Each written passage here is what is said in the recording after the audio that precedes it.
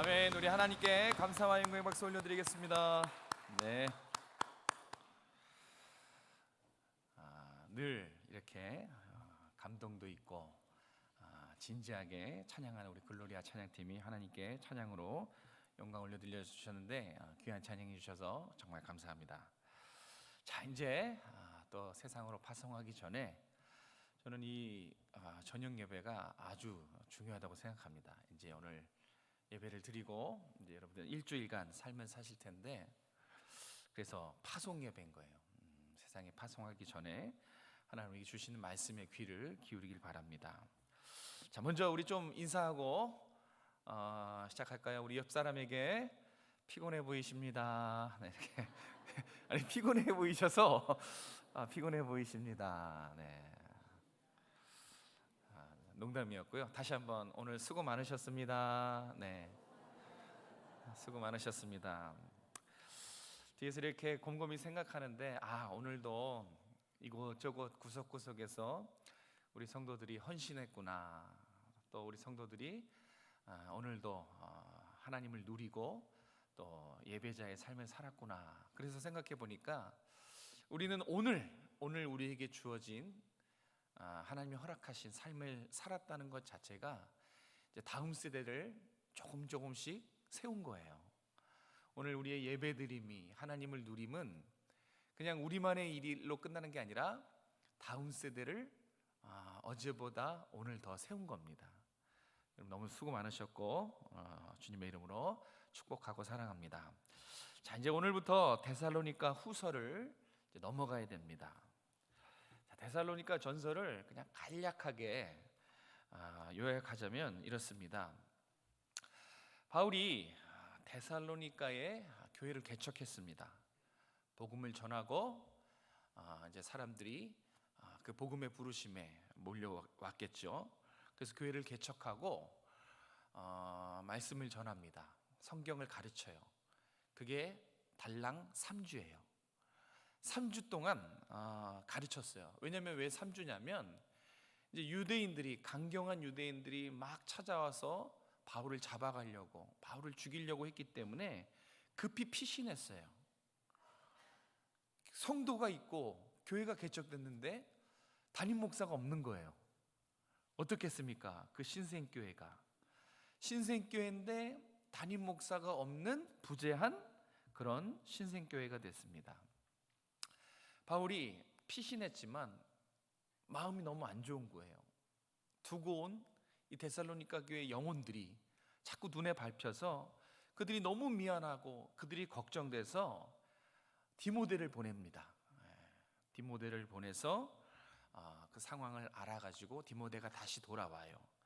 자, 디모데가 전해준 소식이 뭐냐면 정말 극심한 환난과 핍박이 있다는 거예요.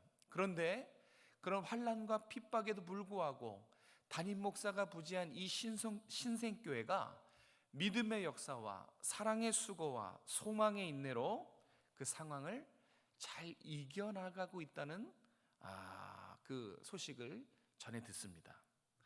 너무 고맙지요. 너무 미안했는데 참으로 고마웠던 것입니다. 그래서 성도들의 수고, 성도들의 인내, 성도들의 신앙을 칭찬하기 위해서 이제 편지를 썼어요. 이 편지가 데살로니가 전서입니다. 하지만 일부 성도들이 재림을 오해하기 시작합니다. 이때 당시 재림에 대한 기독교 안에만 재림의 신앙이 있는 것이 아니라 주류 세력인 이단들도 재림에 대한 신앙이 있었어요.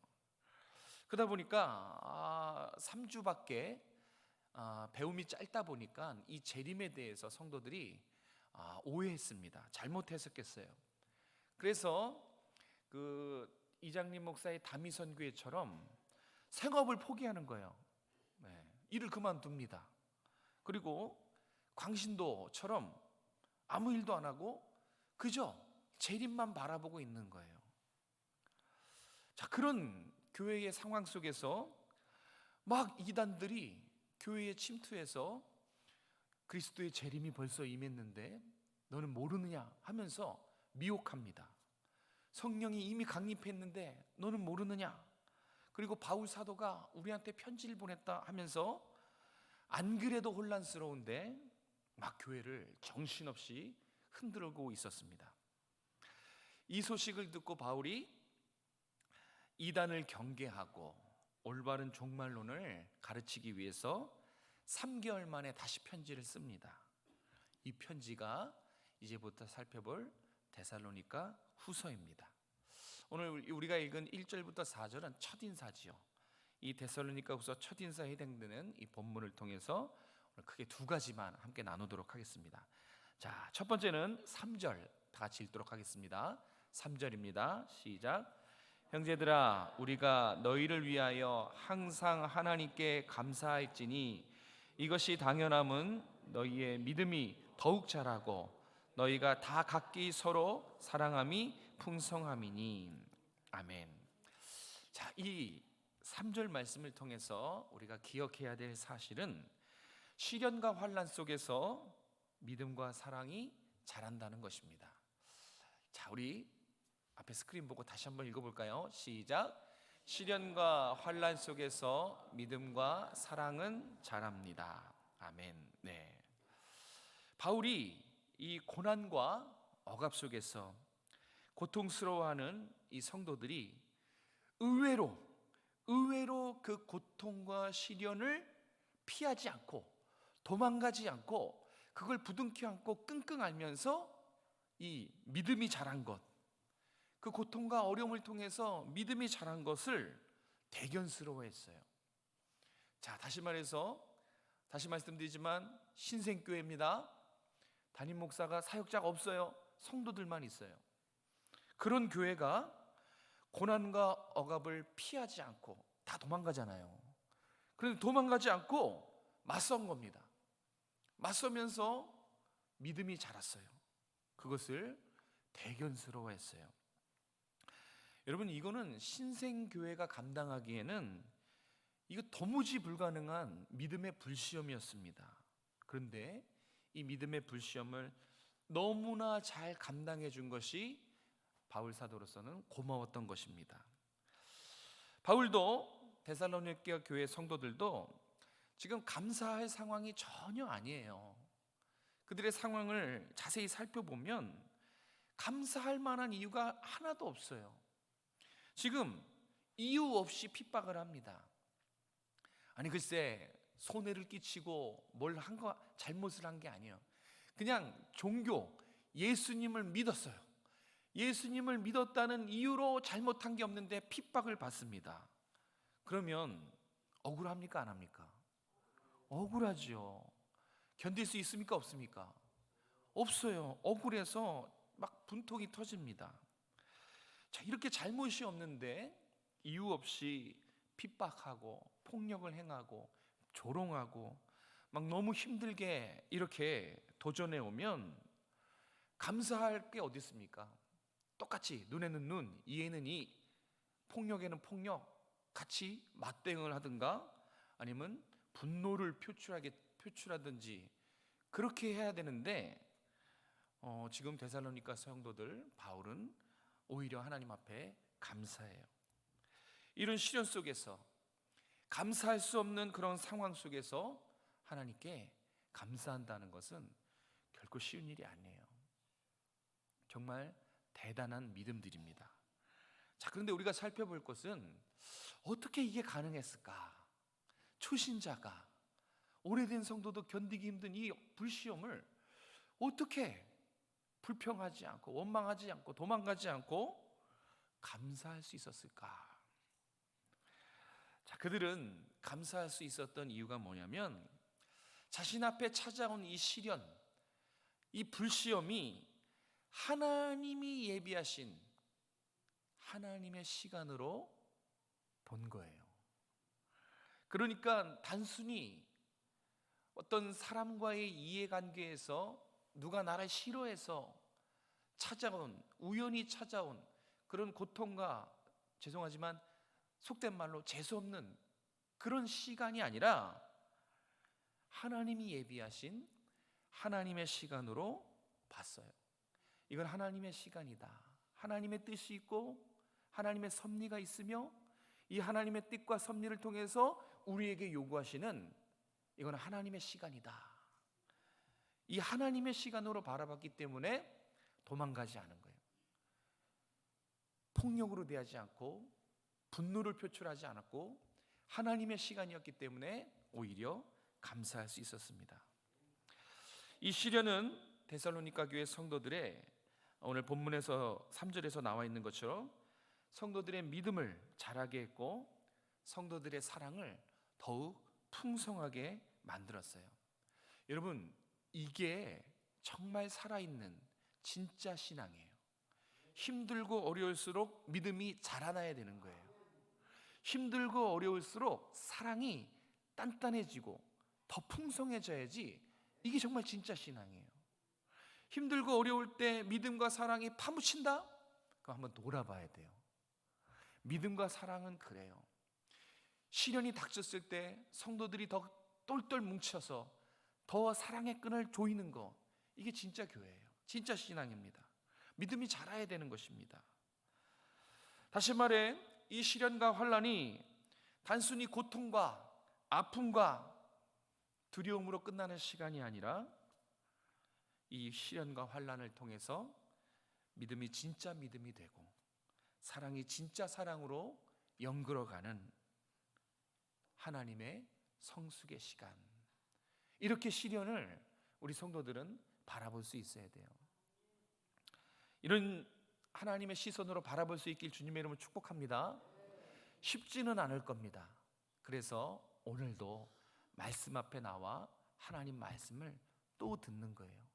쉽지 않기 때문에 하나님도 아세요. 그래서 또 듣는 것입니다.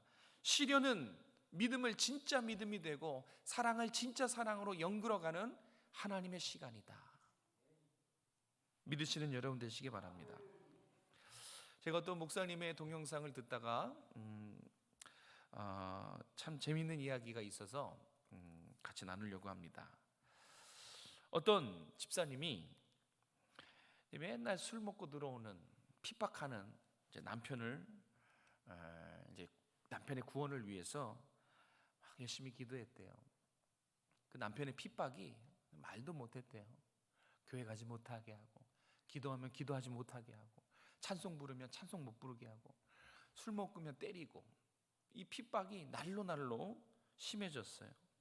그런데 이 여 집사님은 그 남편을 품고 남편이 예수님 만나기를, 남편이 구원받기를 위해서 정말 열심히 기도했어요. 새벽에도 기도하고, 걸어가다가도 기도하고, 아침에 기도하고, 자기 전에 기도하고, 그리고 또 매일 찬송을 부릅니다. 하나님 앞에 찬송을 통해서 또 고백을 한 거예요. 핍박하면 더 하나님께 매달리고, 때리면 맞더라도 더 하나님께 울며 기도하며 남편 구원을 위해서 기도했습니다. 그런데 남편이 정말 예수님 만났어요. 남편이 정말 예수님 믿고 회개하고 돌아왔어요. 그런데 남편이 보니까 아내보다 예수님을 더 잘 믿는 거예요. 나중에는 먼저 된 자가 나중되고 나중된 자가 먼저 된 현상이죠. 더 잘 믿는 거예요. 더 열심히 하는 거예요. 그래서 나중에 이 남편이 느지막하게 신학교도 들어갔어요. 전도사님이 됐죠. 근데 전도사님이 된 이 남편이 하루는 가슴을 치면서 안타까워가지고 이런 고백을 하는 겁니다. 남편이 이제는 핍박도 안 하고 사고도 안 치고 그 아내보다 예수님을 더 잘 믿으니까 이젠 아내가 기도를 안 한대요. 기도도 안 하고 새벽에 교회도 안 가고 찬송도 안 부르고 그냥 이 아내의 신앙이 엉망진창이 돼버렸대요. 여러분, 내게 찾아온 고난, 내게 찾아온 시련이 다 나쁜 것만은 아니란 그런 얘기를 하시더라고요. 고난이 나를 더욱 간절하게 만들어요. 이 고난이 힘들고 어려워도 아주 매력이 있어요. 성숙하게 만드는 아주 중요한 도구입니다. 정말 언제 간절합니까, 여러분? 언제 그렇게 간절하게 하나님께 울면서 기도합니까? 보면 거의 다 고난일 때가 많죠. 이 환난이 내 신앙을 살아있게 만드는 그런 도구예요. 여러분의 신앙이 가장 순수하고 정말 열정적이고 살아있는 신앙이 같다라고 했던 때 보통 언제입니까? 대부분 비슷해요. 환난이 올 때. 그렇죠? 환난이 왔을 때 기도하며 믿음으로 한 걸음 한 걸음 나갈 때 그때 느끼셨잖아요. 진짜 살아있는 신앙. 내게 있는 고난, 내게 있는 시련이 꼭 나쁜 것만은 아닌 것 같습니다. 나를 더 하나님의 모습 닮게 하고 살아있는 믿음으로, 성숙한 믿음으로 자라게 하기 때문에 그렇습니다. 사랑하는 성도 여러분, 혹시 지금 시련과 고난의 길을 걷고 계시는 분 계십니까? 축하드립니다. 축하드려요. 왜냐하면 지금 믿음이 자랄 수 있는 시기 때문에 그래요.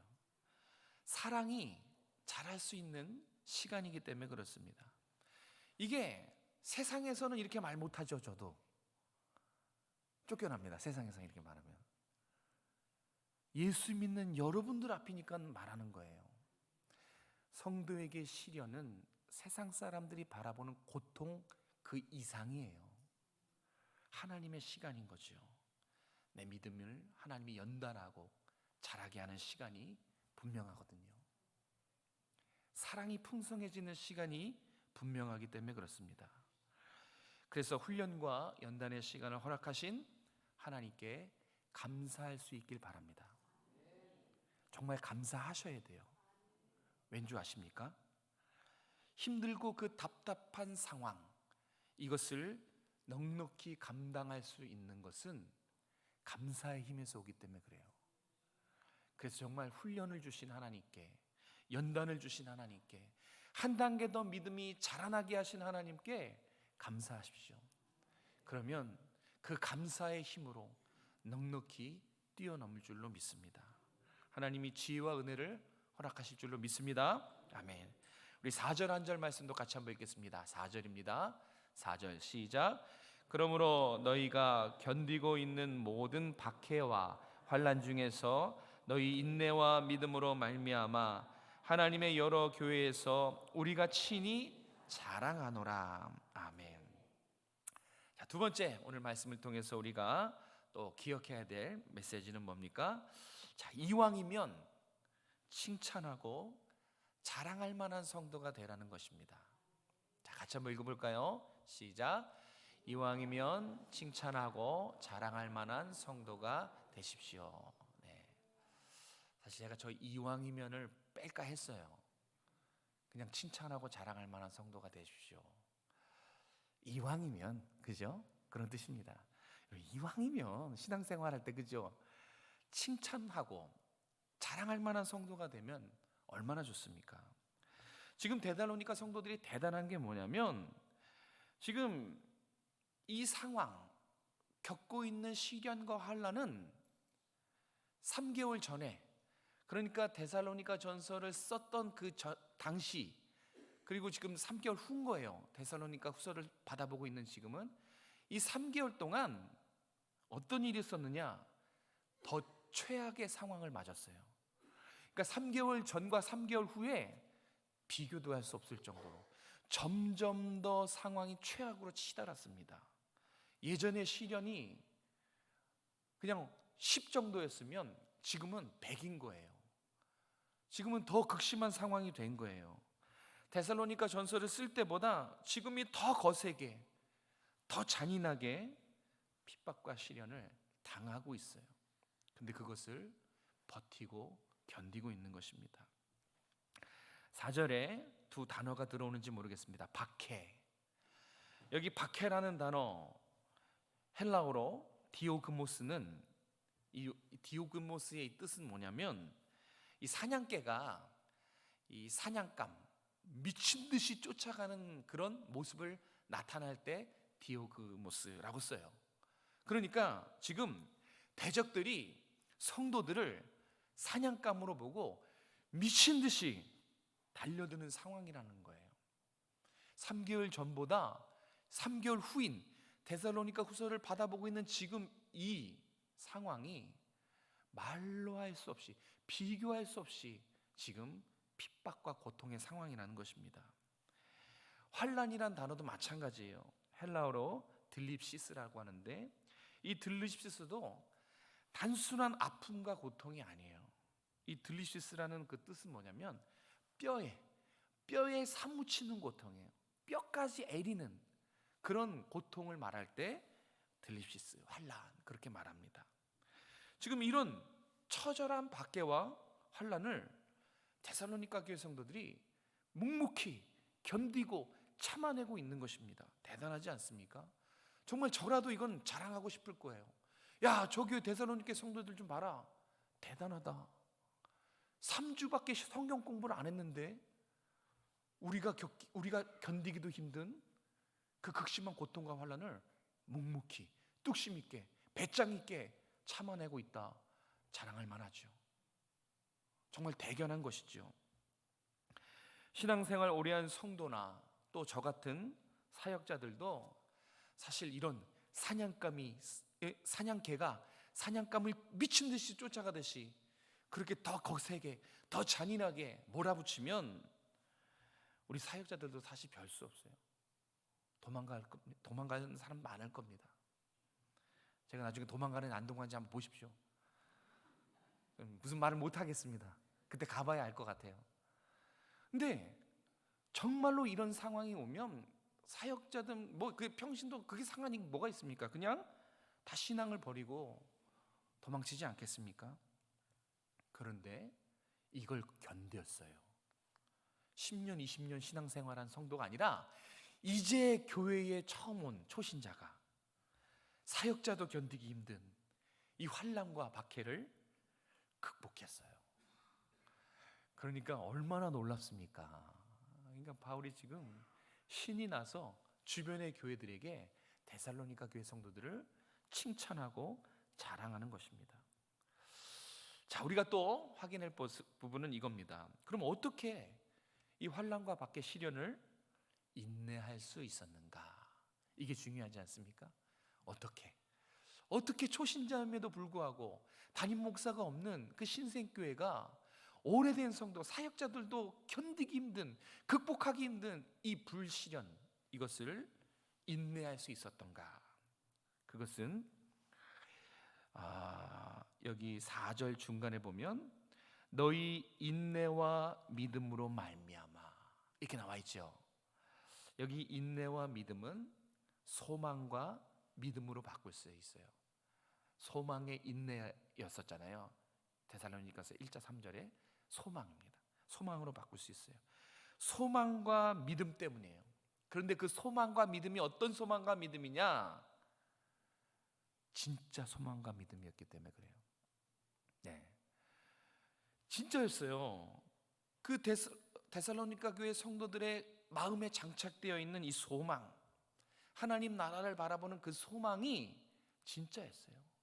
예수님이 나의 주인이시고 예수님이 그리스도인이라는 이 믿음이, 그가 나를 위해 죽으셨고 날 구원하셔서 내가 하나님의 자녀된 이 믿음이 그들에게는 진짜였기 때문에 사역자도 견디기 힘든 이 불시련을 인내하며 견딜 수 있었던 것입니다. 여러분, 인내의 재료가 뭔지 아십니까? 바로 소망과 믿음이에요. 소망과 믿음이 있으면 아무리 어려운 시련이 찾아와도 소망이 있으면, 믿음이 있으면 결국 견뎌내고야 말아요. 왜냐하면 소망과 믿음은 내가 힘들고 어려운 상황을 극복하고 인내하는 재료이기 때문에 그래요. 그래서 소망과 믿음이 있으면 극복해 나갈 수 있는 것입니다. 바울은 데살로니가의 성도들이 이 진짜 소망, 진짜 믿음으로 시련을 인내한 것을 주변 교회들에게 칭찬했어요. 주변 교회들에게 자랑을 했습니다. 이런 신앙을 갖추길 주님의 이름으로 축복합니다. 이왕이면 신앙생활을 잘해서 하나님께 칭찬받는, 성도가 되십시오. 이왕이면 성숙과 신앙과 인격으로 교회가 자랑할 만한 그런 성도가 되시기를 다시 한번 주님의 이름으로 축복합니다. 하나님이 칭찬하고 교회가 자랑하는 그런 성도들이 여기 계신 우리 모든 오정성화교회 성도들이 되시길 주님의 이름으로 축복합니다. 기도하겠습니다. 사랑이 많으시고 자비하신 하나님 감사합니다. 오늘 우리에게 또 귀한 말씀을 허락해 주시니 감사합니다. 혹시 이 가운데 남모를 시련과 환난으로 힘들어하고 정말 지쳐있는 우리 성도들이 있습니까? 하나님, 오늘 말씀이 도전이 되고 위로가 되길 원합니다. 그 시간은 허투루 주어진 시간이 아니라 내 믿음을 진짜 믿음, 내 사랑을 진짜 사랑으로 자라게 하는 하나님의 시간인 것을 우리 인정하고 믿음으로 받아들이는 우리 모든 성도들이 될 수 있도록 하나님 함께하여 주시옵소서. 이왕이면 하나님과 교회가 칭찬하고 자랑할 만한 성도로 신앙과 인격이 성장할 수 있도록 함께하여 주시옵소서. 그래서 우리 오정성화교회는 하나님 보실 때에 잘했다 칭찬받는 그런 우리 모든 오정성화교회 권속들이 다 될 수 있도록 하나님 함께하여 주시옵소서. 한 주간도 우리의 삶에 하나님 은혜로 역사하여 주시고, 특별히 이번 주 목요일에 수능이 있습니다. 우리 사랑하는 5명의 친구들이 하나님 시험을 봅니다. 우리 친구들이 시험을 잘 볼 수 있도록 좋은 컨디션으로, 최상의 컨디션으로 시험을 잘 볼 수 있도록 하나님 인도하여 주시고, 감기나 또 사고나 다치는 일 없도록 하나님 붙잡아 주시옵소서.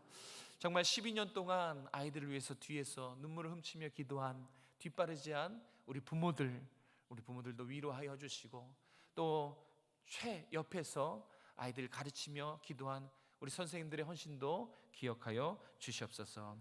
우리의 삶이 온전히 하나님 오실 그날까지 거룩하게 아름답게 세워져서 다음 세대가 정말로 하나님 마음에 합한 세대, 부모 세대의 신앙을 고스란히 이어받아 하나님을 기쁘시게 하는 세대, 믿음의 세대로 자랄 수 있도록 함께하여 주시옵소서.